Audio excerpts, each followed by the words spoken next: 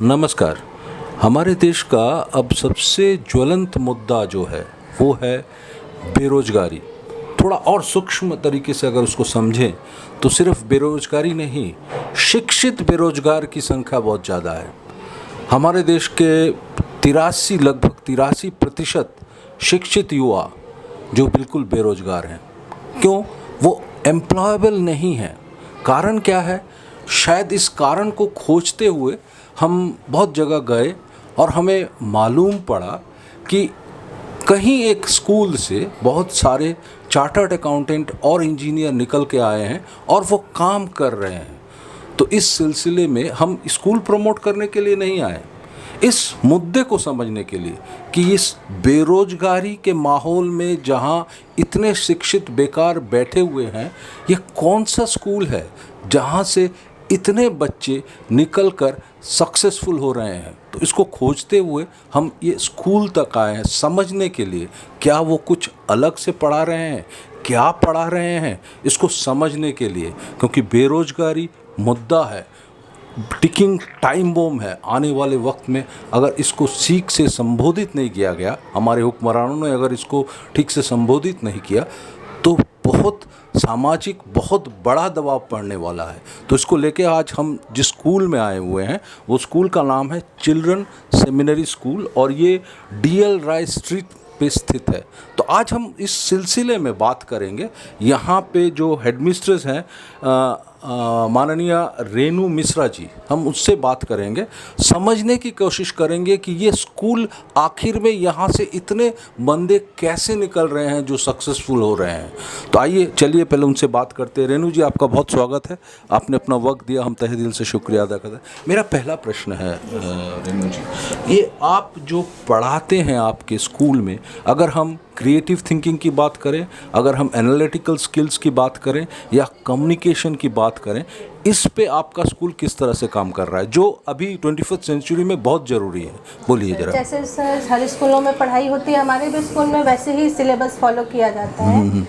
But अंतर इतना है कि हम लोग जैसे फिजिक्स, केमिस्ट्री और बायोलॉजी पढ़ा रहे हैं तो उसके संग संग प्रैक्टिकल्स भी कराते जाते हैं। टीचर्स एक प्रैक्टिकल तो हर स्कूल में कराता है। एनवायरनमेंट टीचर ऐसे बनाते हैं, प्रोजेक्ट्स मेकिंग जो होता है, टीचर्स जब पढ़ा रही हैं, and project making is think beyond the books to students. तो जैसे हिस्ट्री है, ज्योग्राफी है, जो भी है, थ्योरी तो टीचर्स पढ़ा रहे हैं बच्चों को, उस हिसाब से क्वेश्चन आंसर भी रेडी करा रहे हैं, लेकिन जो प्रोजेक्ट हमारा क्रिएटिवनेस। माफ़ कीजिएगा, मैं थोड़ा सा आपको इंटरव्यू कर रहा हूँ। ये जो क्रिएटिव थिंकिंग है या एनालिटिकल स्किल है, इसको आप स्पेसिफिकली कैसे बच्चों के अंदर वो कर रही हैं, उनको उभार रही हैं? थ्योरी है, थ्योरी पढ़ के तो बच्चे सिर्फ बुकवर्म बन जाएंगे, सिर्फ रटो और लिखो। लेकिन जैसे टीचर एक चैप्टर समझा रहे हैं तो उसके लिए जो है कि वो बीच बीच में क्वेश्चन भी बाहर से, आउटसाइड क्वेश्चन भी, अलग से क्वेश्चंस भी बना के पूछते हैं। जैसे वॉल्केनो ही है तो वॉल्केनो को किस तरह से हम लोग डेमोन्स्ट्रेट करेंगे, वो मॉडल भी हम लोग बनाते हैं। तो हिस्ट्री है, ज्योग्राफी है, साइंस है, हिंदी, जैसे हिंदी व्याकरण, हिंदी बहुत कमजोर होती जा रही है बच्चों की, तो व्याकरण में जैसे मतलब आप भाषा पे भी जोर दे रहे हैं? जी सर, लैंग्वेज पे हम लोगों का ज़्यादा थोड़ा है, क्योंकि बच्चे आजकल इंग्लिश की तरफ जो भाग रहे हैं, हिंदी में कमजोर होते जा रहे हैं। तो छोटे छोटे बच्चों को, क्लास 4 के बच्चों को, 5 के बच्चों को हम लोग प्रोजेक्ट मेकिंग, लिखना सिखा रहे हैं। मैडम, आपके नज़रिए से आज के माहौल में से most effective way of teaching क्या है आपके नज़रिए से? Sir, dialogue base is must important, monologue नहीं। सिर्फ टीचर पढ़ा रही है और रटा रही है और बच्चे लिख रहे हैं एग्जाम में, ये आजकल बिल्कुल। एमसीक्यूज जो होते हैं, multiple choice question, sir outside questions भी टीचर बनाती हैं बीच बीच में। मैं आपको थोड़ा सा इंटरवेन कर रहा हूँ, आप अपने क्लास को एंजॉयबल बनाती हैं या रटने वाला बनाती हैं? एंजॉयबल होता है। अगर हम बुकवर्म बनाते तो आज हमारे स्कूल से इतने बच्चे नहीं अच्छे पोस्ट पे निकल के गए होते। सर वो क्रिएटिवनेस जो होता है ना, बुक से निकल के कुछ सोचने की शक्ति, मतलब आउट ऑफ बॉक्स जिसको बहुत हुआ, जनरल नॉलेज पे ज्यादा फोकस है हमारे स्कूल से। अभी देखिए स्पोर्ट्स में भी हम लोग ज़्यादा थोड़ा सा इंटरेस्ट दिखा रहे हैं। हमारे स्कूल का एक क्रिकेट टीम भी स्टेट लेवल में खेलने जा रहा है। अच्छा क्रिकेट का। तो ये जरूरी नहीं, मतलब आप क्लास को एंजॉयबल करते हैं, मतलब वो मोनोटोनस नहीं करते हैं कि भैया आओ ये पढ़ना है, इतना सिलेबस है, खत्म करो घर जाओ। अगर बच्चा टीचर से डर के पढ़ेगा तो फिर वो क्वेश्चन ही पुट अप नहीं करेगा। यहाँ पे टीचर क्वेश्चन पूछती है बच्चे से, बच्चा भी करता है, और ये जो टीचर बच्चे और टीचर के बीच में ये जो कन्वर्सेशन है, यही बच्चे की क्रिएटिव थिंकिंग को बढ़ा रहा है। हाँ, तो ये अगर मैं आपको समझ सका हूँ ठीक से, तो जो आप कह रही हैं कि आपका स्कूल कन्वेंशनल जो पढ़ाने का तरीका है, मोनोटोनस पढ़ाने का तरीका है, उससे कहीं बाहर निकलकर एक क्रिएटिव और क्रिटिकल थिंकिंग करने वाले एक इंसान को तैयार कर रहा है। क्योंकि आप जो हैं, आप जिस पद पे हैं, टीचर हेडमिस्ट्रेस की जगह पे, आप लोग एक अच्छे मनुष्य को तैयार करने की कारीगर हैं। अगर एक पुल खराब होता है तो उससे 200-300 लोग मरते हैं, वो बहुत दुखद घटना है। एक बेईमानी से एक डॉक्टर अगर डॉक्टर हो जाता है तो अपनी पूरी ज़िंदगी में 200-300 लोगों को ऊपर पहुंचा सकता है। लेकिन एक टीचर अगर गलत होता है तो पूरी पीढ़ी खराब हो सकती है। तो बहुत ज़्यादा जिम्मेदारी है आप लोगों पे। तो इसको मद्देनज़र रखते हुए तो मैं अपना आखिरी प्रश्न आपसे जो सवाल करना चाह रहा हूँ, keeping 21st century in the mind, ये 21वीं सदी को सामने रखते हुए, जो पोस्ट इंडिपेंडेंस आज तक हमारे देश में इतने साइंस के कोई नोबेल लॉरेट तैयार नहीं हुए, और हमने जितने इंजीनियर पैदा किए हैं शायद उतने बहुत सारे देश की जनसंख्या नहीं है, लेकिन रिसर्च एंड इनोवेशन में आज भी स्विट्ज़रलैंड हम लोगों से बहुत ज़्यादा आगे है। तो इस मुद्दे को सामने रखते हुए आप अपने स्कूल का यूएसपी क्या है? सर, धीरे धीरे तो हमारा देश बढ़ रहा है साइंस की तरफ। हम लोग भी कोशिश कर रहे हैं कि 21वीं सेंचुरी के साथ चलने के लिए। पहले की जो थ्योरी थी, पहले के जो लोग निकले सिर्फ रटो और करो, अभी थोड़ा हम लोग साइंस में बच्चों को थोड़ा, जैसे अभी चंद्रयान 2 का परीक्षण हुआ है, तो हम लोगों ने स्कूल में चंद्रयान 2 को पूरा डिस्प्ले किया है। बच्चे देखे हैं किस तरीके से उन लोगों में इंटरेस्ट ला रहे हैं कि तुम भी साइंटिस्ट बनोगे, रिसर्च बनोगे, तो तुम भी आज ये कर सकते हो ये काम।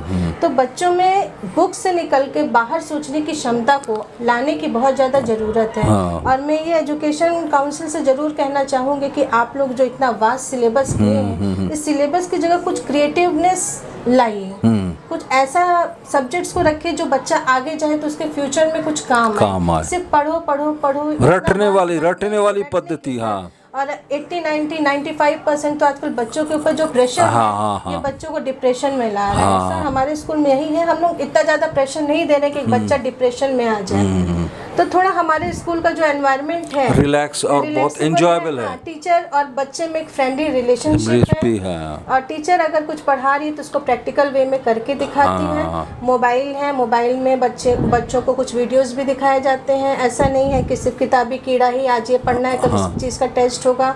बहुत ज़्यादा प्रेशर भी नहीं है टेस्ट के लिए। बच्चा फूड फेस्ट है, जो बच्चे आपस में फ्रेंडली एनवायरनमेंट रख रहे हैं। हम लोग का प्रोजेक्ट डिस्प्ले भी होता है, उसमें फिजिक्स, केमिस्ट्री, साइंस के प्रोजेक्ट, सोशल स्टडीज़ के प्रोजेक्ट, हिंदी के प्रोजेक्ट, मैथ्स के प्रोजेक्ट्स, मैथ्स एबिलिटी टेस्ट, बीच बीच में क्विज कॉन्टेस्ट भी होते हैं। तो ये सब बच्चों को कुछ सोचने का इंटरेस्टिंग करने के लिए, ताकि वो सोचे, अपने से सोचे। अच्छा, तो ये मैं जो समझ सका हूँ, कहीं ना कहीं आपका जो स्कूल है वो थोड़ा अलग एक नज़रिए से चलने की कोशिश कर रहा है, keeping 21st century in the mind. तो मैडम बहुत बहुत धन्यवाद, आपने अपना वक्त दिया। हम बात कर रहे थे हेडमिस्ट्रेस रेनू मिश्रा जी से, समझने की कोशिश कर रहे थे कि मुद्दा हमारा एक स्कूल को समझने का नहीं है, विषय है ये स्कूल से कितने सक्सेसफुल जो बच्चे निकले हैं, ये क्यों निकले हैं। क्योंकि सबसे बड़ा मुद्दा जो है आज हमारे देश में ज्वलंत मुद्दा है, वो है बेरोजगारी। सिर्फ बेरोजगारी नहीं, शिक्षित युवा बेरोजगार, ये एक बहुत बड़ा मुद्दा है। इसी को लेके हम आए हुए थे स्कूल से, हमने बात किया, हम हेडमिस्ट्रेस माननीय हेडमिस्ट्रेस से, आपने सुना उन्होंने क्या बोला, हम आप तक पहुंचाने की कोशिश कर रहे हैं। मैं नंद दुलाल भट्टाचार्य, मेरे साथ मेरे सहकर्मी जावेद हुसैन, कलकत्ता से।